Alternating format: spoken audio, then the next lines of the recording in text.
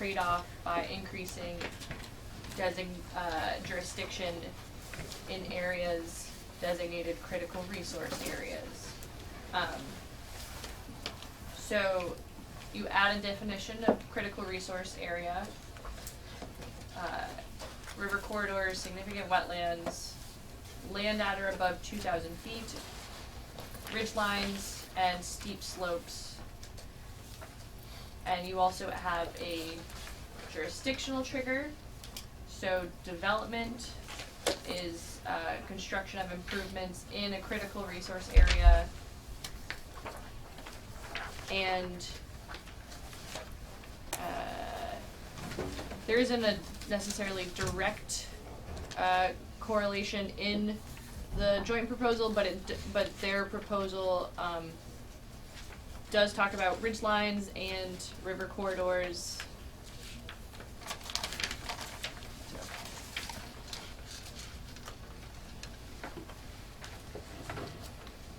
I think on this one we actually have to wait to see how we end up on those other subjects.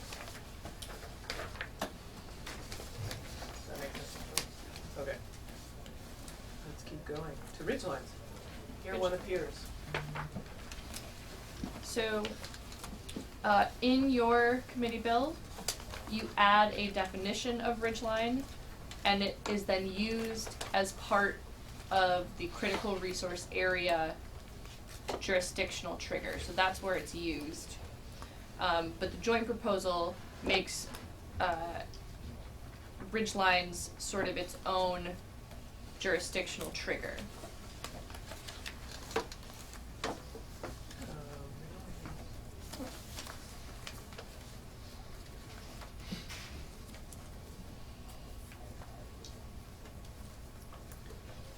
Do you want me to read them both, or? I think we can look at them on our own, Okay. and then when people are ready, we'll talk about it.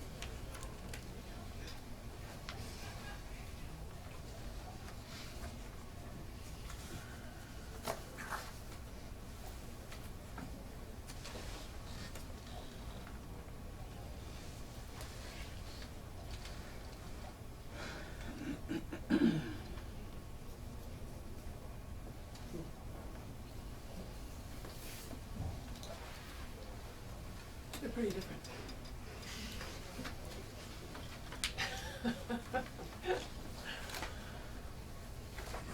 So one of the differences is your definition of ridgeline doesn't have a specific elevation associated with it.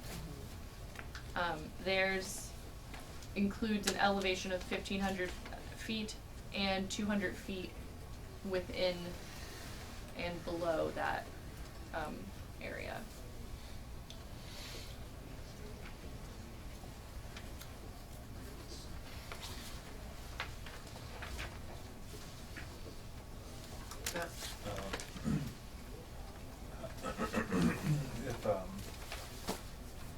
So if we're looking at, well, I guess either. So currently there is no definition for ridgeline. It's anything over 2,500 feet triggers, right? And so, just thinking about ski resorts, they often, if not all of them, operate under a master plan. Is this, what is the intent behind both of these, or either of these, going to interfere with the master plan that's already in place? Well, if it's a master plan under Act 250, this would be a jurisdictional trigger, and they would already be in. They'd already be in, no matter what. But even if the ridgeline was under, what if the, I don't know if there are any, but under 1,500 feet. Never mind. Yeah, no, okay. It would be covered in the master plan anyway, no matter what. Even if these were added in. Okay. Thoughts on ridgelines?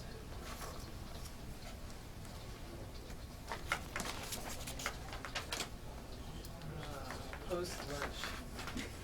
Yeah, you're right. So I will also add, their jurisdictional trigger is specific to ridgelines. Yours is related to the sort of suite of critical resource areas, and yours also includes the change in elevation from 2,500 to 2,000 feet. Theirs does not. So, theirs is a little, it's more narrow, than yours is. And I guess I'm also a little confused, and Billy might be able to help me with this, but the tool that we were introduced to is in addition to the 200 feet down from the top of any ridge? Billy Coster, Agency of Natural Resources. No, my understanding is that that was supposed to depict ridge lines as defined in the area 200 feet downslope from them. But I'd have to talk to Eric to confirm that. Okay. It seemed like they were less consistent than what I would have imagined appearing, but I'll look at that tool again Yeah, myself. I I know I think need to revisit this tool. Yeah, some ridges are kind of flat and broad, so that elevation difference includes more area than they are when they're steep. Greg? Yeah, I would just caution the committee with respect to the definition in your bill for ridgeline. The second clause, behind which is open space or horizon, is just from I think a legal perspective, a little bit troublesome. It could open the door to a whole lot of litigation, I think. You know, what is open space and horizon? And if my memory serves me correctly, we were moving away from ridgeline and toward the elevation change because it became very difficult to define. So I thought actually that we had done that. That was what I remember. Is anyone with me on that? I thought we went to 2,000 feet because we couldn't come up with a satisfactory definition of ridgeline. Last year? I remember the 2,000 feet is a figure I remember being kicked Yeah. around. I thought we replaced the ridgeline with that. I'm not saying, it's probably still in our draft, but I think that's where we left off. Just to say that the elevation trigger would be a brighter line, in the words of. Are we gonna see a map on this? We've seen maps on it. Which map did you want to see? They were gonna be, I guess I was expecting, I don't know, either to refresh my memory on another dimension, but just to see how ridgeline would be mapped out, how they would. Well, so what Billy was just referring to, they brought us the demonstration of the atlas, the tool they developed to define the ridgeline, so. And that is under Eric Engstrom's name for the committee's, review. It's probably, it's really best done on your own to look at it, more closely, like how it applies in particular to your area. In looking back at draft 5.3, so one of the Commission on Act 250's original recommendation was the change to 2,000 feet in elevation, but your original definition of ridgeline included in it a 1,500 foot elevation, and we did have a conversation about whether or not there were ridgelines that should be protected regardless of their height. I remember some of that, but I actually have a question. Yeah, great. Is there somebody in the room that can explain to me this 1,500 foot ridgeline thing? I'm looking at a ridgeline right here, right out the window. Okay? Is there somebody in here that can explain to me 200 foot and the beyond? What it actually means. I'm looking right at it, right here. There's a ridgeline. So I'm trying to figure out the 200 foot down and. Yeah, I think that they're just trying to identify the top of ridge That's what I'm protection looking at. I'm area. looking at it right there. So Right. there's So a whole what's big the- ridge line going right across in front of it. Yeah, so instead of preventing that house there, Mm-hmm. I think they're just trying to identify the swath of land that would constitute the top of the ridge. And they're saying it's plus or minus this 200. That's the impression of how I'm reading it. Okay. Yeah. So I'm just trying to understand. 1,500 foot, I have my ridge line. 200 feet down, Yeah. that would trigger Act 250. Under this, and there's a mapping tool that we Right. looked at that helps you visualize it. So that's why I'm trying to visualize it straight up here, is how. Well, it's a little hard because you're looking at the side of a hill and it's not. Because I'm trying to think of where I live, and I live right at a face of a ridge line. Yeah. That's the problem. The base of a ridgeline. Yeah. How far So down? well, I don't know. Seems pretty close to it, so. How high? Because when you're coming, I'm at 1,400 feet, I believe. So 200 feet down. Because when you're out on 67 coming into town, you can actually see the whole thing, so. That's my question, is that I'm just trying to visualize the thing. Sure. I agree. I think the word below in that is a little bit awkward for me because I am trying to picture if there's Right. horizontal area or if it has to actually be vertical. So, That's a good question. Billy? You know, Billy Coster, my understanding is that the definition defines the physical characteristics of a ridgeline, that it has to be a height of land with land sloping off in either direction. And then from that point, the area of jurisdiction falls 200 vertical feet. So, So from 1,500, say, to 1,300 on that 1,500-foot ridgeline. yeah, we're saying, you know, So it's- you have a 2,000-foot ridgeline.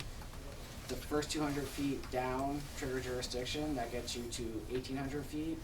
Everything from 1,800 feet down is not subject to active jurisdiction under What this. we're talking 15. But we indicated vertical, so Yeah. it's not 200 feet from Right. that down. You have to go out 200 feet Go down. vertical. It's an So it elevation could be, standard. Elevation Yeah. standard. yes. So if we go with this, we could possibly be able to clarify that it's an elevation standard. The question is, what's the pleasure of the committee about ridgelines in the broader context? Madam Chair, I have a map that was produced by the NBDA, which is the Regional Planning Agency for the Northeast Kingdom, and they show of the kingdom, the three counties, Essex, Orleans, and Caledonia. It would be 33% of that region is over 1,500 feet. And I know that, here, pass it around, if you will. I know there's a considerable amount of apprehension about ridgeline criteria for Act 250. Whether or not it's well placed or not, it's out there. And that's one of the things I'm getting a lot of pushback on, is whether or not we're going to do something along those lines. Trevor? Yep. What percentage of that, I know it's over 1,500 feet, what percentage of that would fall under the definition of ridgeline? Could you say that again? Yeah, What percentage of this would fall under the definition of ridgeline? I don't know. Right. I don't know, that's what kind of scares me. Well, I think that's why, if we're going to consider the joint proposals recommendation, you need to look at the tool, because it's only saying 200 feet down from the top of those ridgelines. It's considerably less than this whole 1,500-foot elevation.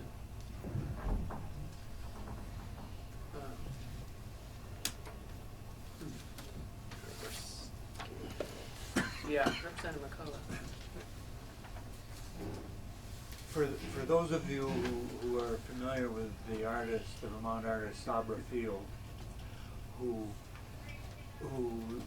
does prints maybe primarily, but she does near horizons, which really depict a likely ridge line with nothing but sky in back of it from the viewpoint of where the person is. And so it could start from a high plateau in Averill, if there is such a thing in Averill, and go up to 2,200 feet. And then with the definition from the joint proposal in mind, then drop down from that 200 feet, and that's in elevation, and that would be what I believe they're trying to describe. And it's in no way intended to include the broad area of elevation at 1,500 feet and above.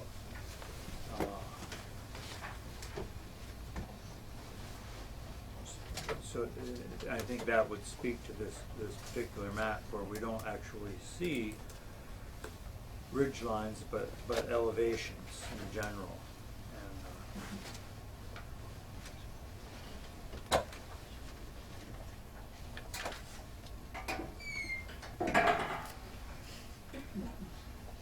Alright, are we stuck on this one, or what's happening out there? Oh, stop. Could we flag it? We could flag it and come back? So, may I ask so I think Jim's comment was helpful because there's an and there, so it's an elevation and within a distance below a portion of a ridge line. Is that what your point taking? So that when you look at Averill, with it looks like the entire town, except for a couple of puddles, a couple of areas are over 1,500 in elevation, may not necessarily trigger that definition because of the and there. Is that what you're suggesting? Well, I'm It not has a big conservation easement by the Vermont Land Trust, taking up almost as much area, more than the ridgeline area, or the 1,500 foot area, as I look at the A&R tool. Yeah, that's true.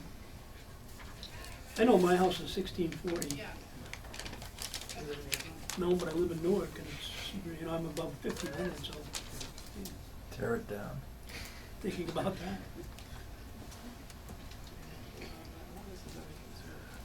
Well, the question that was asked of me is the and important here, and it certainly is for the jurisdictional part of the ridge line.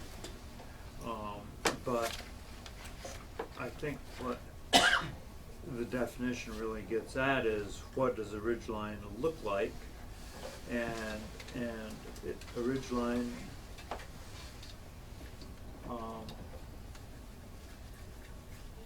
could be well above 1,500 feet before that those two opposing slopes meet at a ridge, and so 2,200 feet could be the base of the two opposing slopes, and then and not fall within this jurisdiction,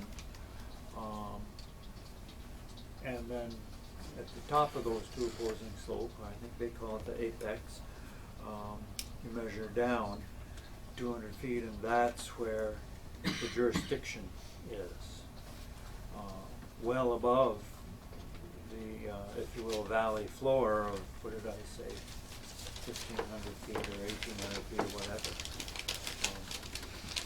But I think flagging it's a good idea. Alright, I think we're gonna move on. We did page 2, the road rule. Congratulations. Page 3, exemption of certain transportation projects.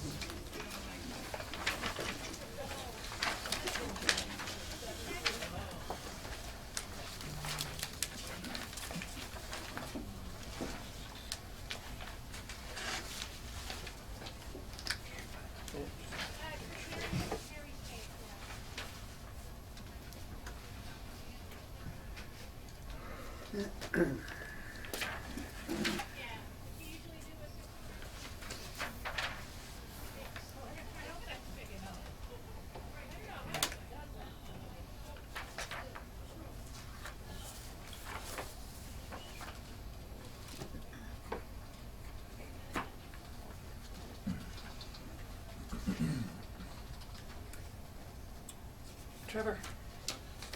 When AOT was in here discussing this particular section, I think there's a fair amount of concern about this exemption or this change. But one of the things that AOT did do, they alluded to some document that they had that follows Act 250. Best practice criteria. We've asked Mark to reach out to AOT and give us that document. They're looking for it, is what they told us. We use it a lot. The fact that they have to look for it concerns me. So anyway, so I would like to see that document. I'm not convinced that I like this Yeah, part of the joint.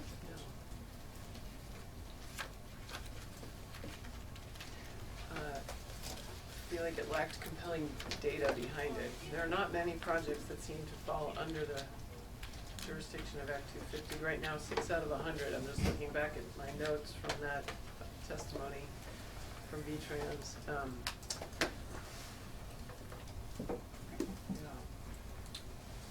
We did ask them for further data and haven't heard back from them. So at this point, I'm not particularly inclined to leave it in. Hearing up from Representative McCullough. I'm following up on not leaving it in either, with the rationale that simply because it was previously disturbed doesn't give it a 4-star rating. Previously disturbed, in the meantime, could have been horribly abused, and in Burlington there are soils that in transportation, in street rehab projects which reach out into the property line. So there are soils that are so loaded with toxins that they have to go to the landfill, and if we just ignore all of that, then in the process we're not getting a good look at that. Well, if we ignore it, we're not looking at it at all, and I think there's a danger in that. And I don't, and I guess to echo the chair, there's such a small percentage of what's going on anyway that it should not be an exemption in my mind.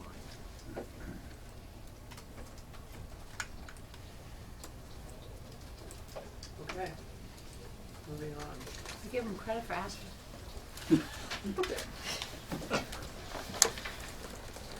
Interstate interchanges. And you also may recall that the full piece about interstate interchanges is at the end. This But looks like a lot right here. it is, either way, it is a lot. When you say the end, what page would we find that? Okay, I see. 28, The very end. Right, so. 29, Yeah. 29 is on a separate handout. yes. For me. But it is sort There it of is. sequential. It's an addendum. It is an addendum. Oh, wait, because we had to go back and put it in. Yes, Sort of. I did add it, so, Oh, so the whole thing is on 29 and. yeah, Okay, so we can Yes. sort of not look at 4, yeah, but look at 29. yes. Got it, thank you. Good catch. Yep. And,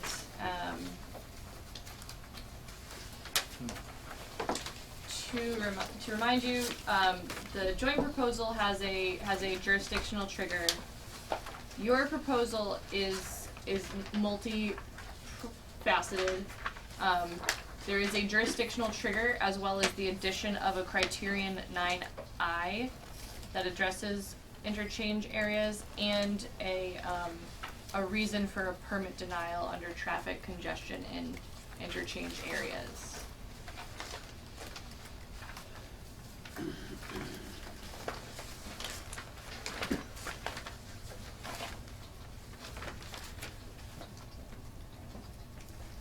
So there, some of the differences, your interchange area definition is a 3,000 foot radius around the interchange. Theirs is a 2,000 foot radius, and the joint proposal has sort of an interchange will not fall under Act 250 jurisdiction if the Regional Planning Commission determines that the local bylaws are sufficient.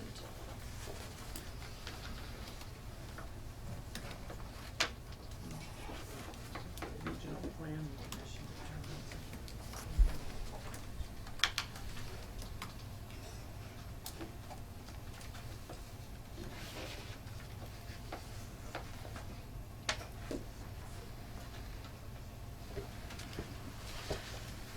Ellen, can you say that again, sorry?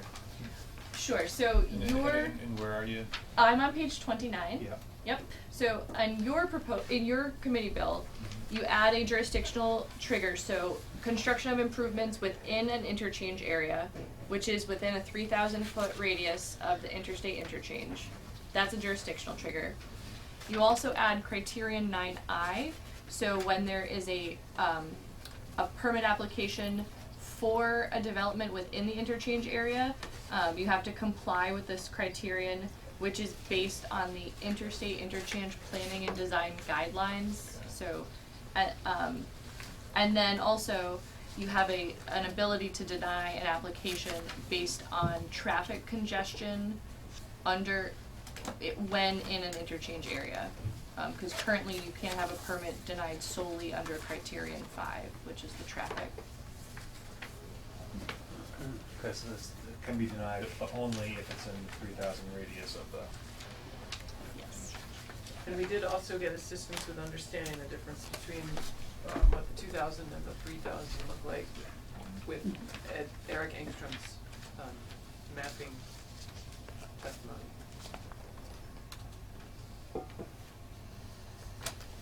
Interchange buffers tool.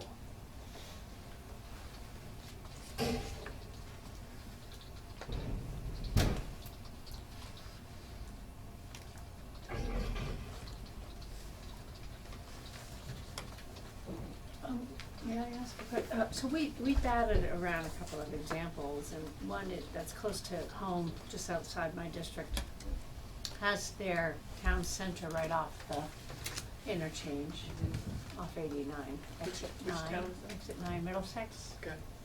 But you have to go through Middlesex to get into our district. So, how would this play out? Assuming that if you are, obviously, they're undergoing a bit of a resurgence, which is exciting for the town of Middlesex, with new businesses, and you may all be familiar with the Red Hen Bakery, for example. So, how would they fall within that radius? So, I missed something that may clarify. So your committee bill, your jurisdictional threshold is construction of improvements for commercial or industrial purposes in an interchange area unless it is within an existing settlement. And that's a pre-existing definition in Act 250, and it's a designated center or an existing center that is a compact form and size. And so I don't know enough about Exit 9 to know, but there's someone who wanted to construct in that area potentially could have an argument that because they're within an existing settlement, they wouldn't meet that jurisdictional trigger. Okay. If they're within, if it is found that Exit 9 is within an existing settlement, then it would default to the regular jurisdictional triggers, which would either be 10 acres or 1 acre. And Ellen, I believe you revisited the, I think it was Governor Dean's executive order. Yes, And did it have a radius? Or? it did not. It did not. No. Can you remind us how did it work? I cannot. Oh, okay. I'm sorry, I did not finish that research. I began researching it. I found the language of it. It doesn't have a jurisdictional, it doesn't have a radius. It directed A&R to work with AOT and ACCD to work on Oh, and it has their, a development criteria. yeah. and I did learn there are 52 interstate interchanges, between 89, 91, and 93. So those are, 52. Cool. 52? that's the number I saw. Weeks in the year, we can remember it. So that's sort of the realm of things that we're talking about, and then determining if they are within an existing settlement. I don't know how many are within existing settlements. Representative McCullough. So Ellen,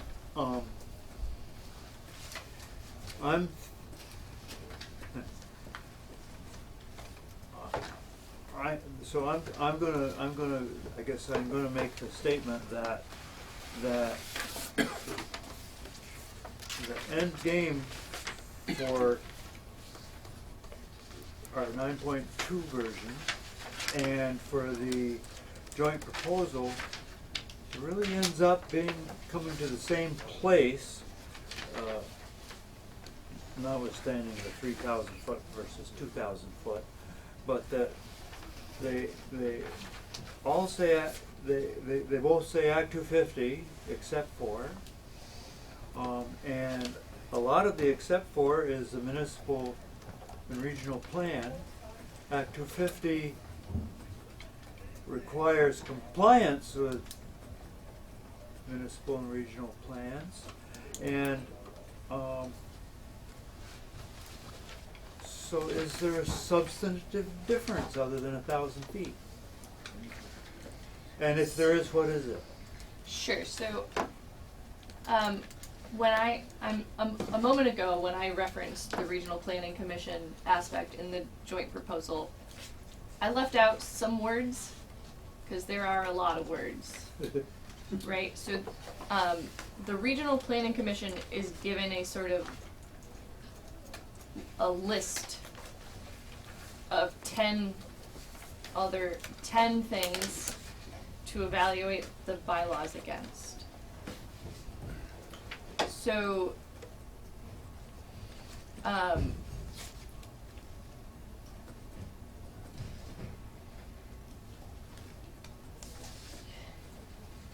I don't know what that process would look like, having the Regional Planning Commission go through that analysis.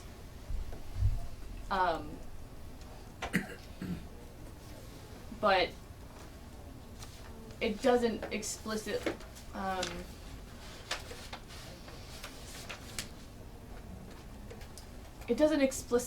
say that they has to. It's not asking the Regional Planning Commission to look at the regional plan. It's asking the Regional Planning Commission to judge it against that set of standards. Or even the district commissioners to judge it against the regional plan. This is the way I look at it. It's not. Yeah.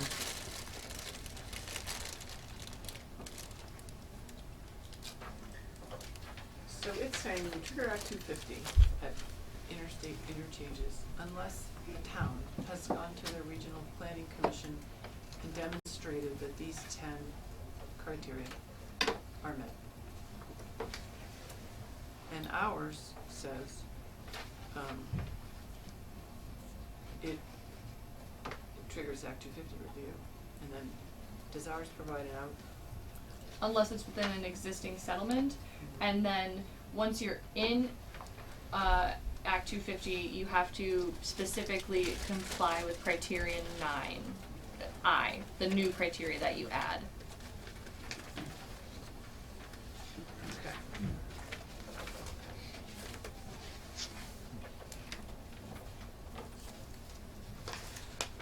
May I ask?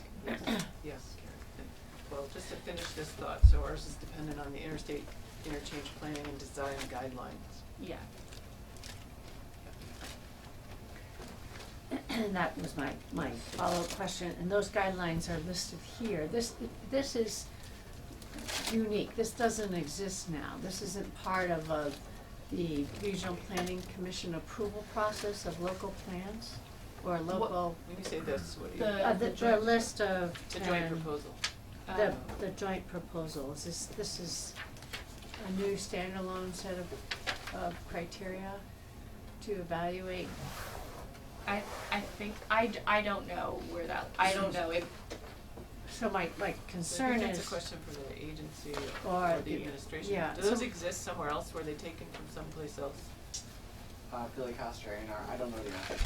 I'd have to talk with The, Katie. the reason why I'm asking is because if it's a part of them doing business, part of their approval process of a local town plan, for example, is to run their plan if they haven't interchanged through criteria, that's one thing. If this is a whole new workload, I worry about the, how we're going to pay for this. I imagine there's always an opportunity cost if you're asking the regional planning commissions to undertake this analysis, and then they're foregoing something else. So they'll want some sort of compensation, unless they think that the workload isn't that substantial. That there's only a finite number of interchanges anyway, state interchanges, and that doesn't create an undue burden. So, Billy, was this, what was the thinking behind including this process? My understanding is that there was some discomfort referring to a standalone document from the past that had a set of criteria in it, and this was an effort to pull in the substantive criteria for the decision-making into the statute, so that it was clear what regional commissions would need to consider when planning for interstate exchanges. Kate McCarthy, a planner at UNRC, largely developed on that language, so it's probably best to speak with her to understand how it does or does not relate to what regional planning commissions do.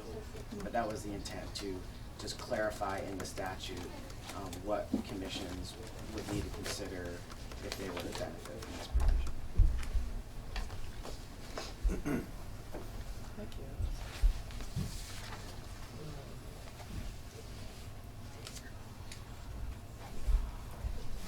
Might I suggest that we flag this one also?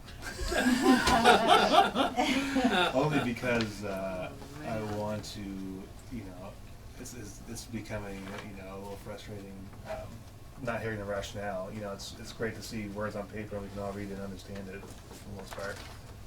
But without hearing rationale behind it, it's hard to know if we're making a great decision. Yeah.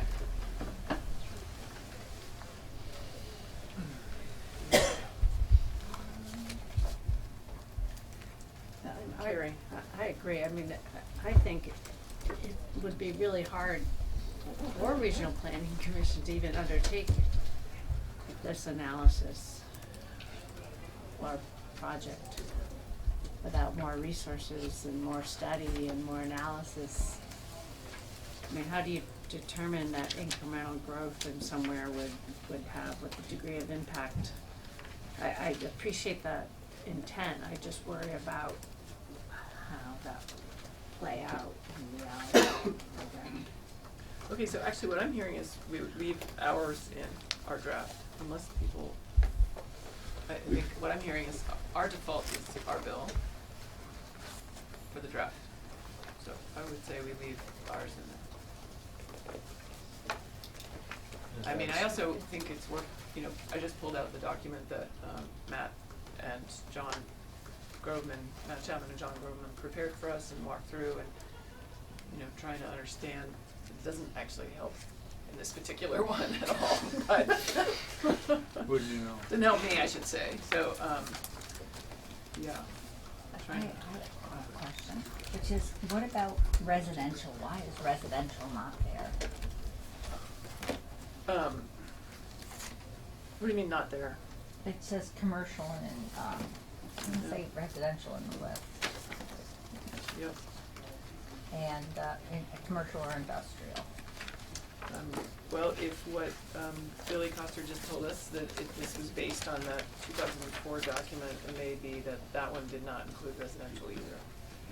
But that's another question. Okay, but. And I can speak to that. Okay. My understanding is that the kind of historic concern about development at interstate interchanges is that it would detract from our historic downtowns, and travelers might not go into downtowns and villages for services. it was less a concern about where residential growth occurred. So this is intended to control other forms of development around interstate extensions. Representative Morgan. In the existing 250, is this addressed in any way? It is not. It was addressed through the executive order for many years. And that got, it wasn't renewed. Yeah, Where- I'm where- looking at the, Where's the interstate changes? Page 23. Oh, It's just, I get the idea of, the historic concern and trying to avoid the sprawl away from downtown. But I guess I think about what the view is gonna look like, what aesthetically it's gonna look like. And I don't know that we're protecting that. With ours. Yeah. And I don't know if either one does. And I really have to wonder whether it's really feet that's the problem, or whether it's what you can see. Would you say again, please? Well, I'm wondering, do you want the part about the residential? Just this last sentence. I'm wondering whether it's really the number of feet. Oh, feet. Or if it's what you can see. Right. To me, it's what you can see. It doesn't matter if it's 2,000 or 3,000. It's, if it looks, you'd have a saying about this. It looks like a duck and it quacks like a duck, it's a duck. Yeah. You know, it's like, if you can see it, who cares if it's 2,000 or 3,000, I mean. But once you get off from the interstate, go around the corner, and there it is. You may not go to a village center further down the road. Oh, I'm all about protecting that. What I'm in addition saying is, I want to protect that view corridor. Maybe it's what I'm talking about as a view corridor, a protection of view corridor. So when you're driving through our state, it doesn't look like other people's states. Doesn't look like the quaint little area of the East. The brave little hamlet's exit 12. Carrie. I'm looking at it's no longer in play, but the executive order back in 2006, I believe. I think I forwarded it to some of you. I could forward it, I think I might have forwarded it to you. Mark, but in Are you here looking at the contains, guidelines? sorry? The guidelines or the actual executive order? The actual executive order. And it's incredibly helpful because I think our language really tries to get at it. And it does talk about the aesthetics, but the aesthetics of the highway system and how important that is for fostering our economic growth and tourism and travel. But it fundamentally does focus on trying to protect and preserve historical settlement patterns, the value of those historic villages in being vibrant, and developing at interstates pulls the economic activity away from our village areas, and where in fact could potentially be jeopardizing our scenic landscapes, endangering our important resources by developing in these interstate areas. So it's a really powerful set of language that I think our language, our bill, tries to get at. And it's so that the fundamental issue is why it's focused on the commercial industrial. It's because it's the individual homes aren't pulling or having that kind of external impact on the actual village itself.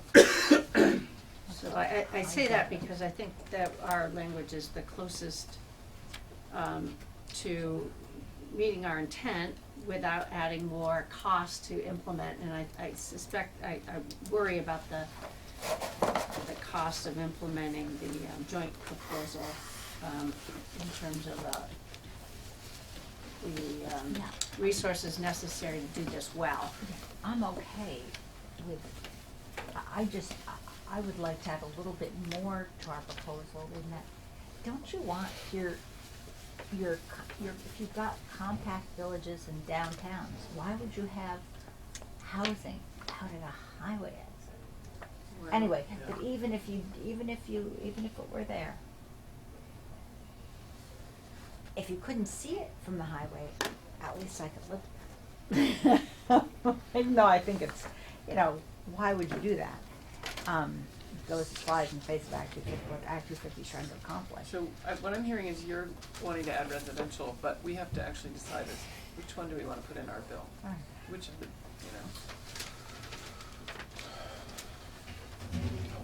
With our Okay, Trevor votes for our version. Others? I just have a question. Yeah. One is 2,000, one is 3,000. Yeah.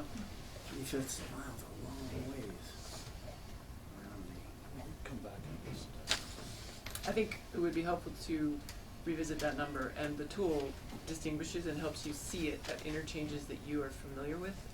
Really, really highly suggest that the committee go back and look at Eric Engstrom's tool for evaluating the differences between all of the 52 interchanges. Not to go to all of them, but a representative sample size would be really helpful.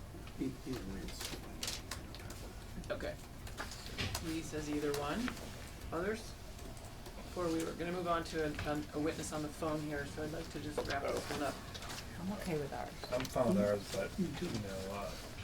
I guess, if they wanna come here and Yeah. give a strong justification for why theirs is better, for whatever reason. Yeah. I agree with that. Yeah, That's yeah. one we I agree with that. Okay, we're leaving ours in, Ellen, and But open-minded to be convinced.